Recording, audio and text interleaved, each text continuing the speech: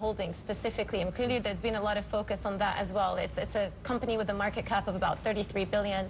Prince Al Walid does have a majority stake in it, but they also have stake in many international companies, including Twitter, Citigroup. What is going to happen to Kingdom Holdings here? Well, it all depends on what happens in the next few days, ultimately. We've seen a crackdown for an external audience and an internal audience in Saudi Arabia. But just because Prince Al Walid is arrested, we don't know exactly what will be the result. The ostensible cause of this was the Jeddah floods and everything around that. But we can see there's been a consolidation of the media. There's been a consolidation of the National Guard and security apparatus there. Where Al Walid fits in that remains to be seen. But again, as long as there's not expropriations, the state taking over, investor sentiment should be okay, and we shouldn't see a sell down of those assets in any case.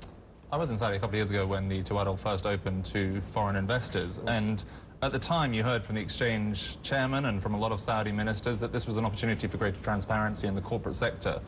What does the events of the last few days do to that effort? You know, there's a tiny, tiny fraction of those investors right now in Saudi Arabia, a very tiny fraction of Saudi corporates owned by foreigners in any meaningful way, 1%. Yeah. So, I mean, really, was that just a load of nonsense? Well, I think you have to differentiate between the government level and the corporate level. The Saudi Arabian government's been an absolute opaque mess for many, many years, and we have seen big moves towards transparency there. But, you know, things like this, just occurring out of the blue almost, are not positive for investor sentiment.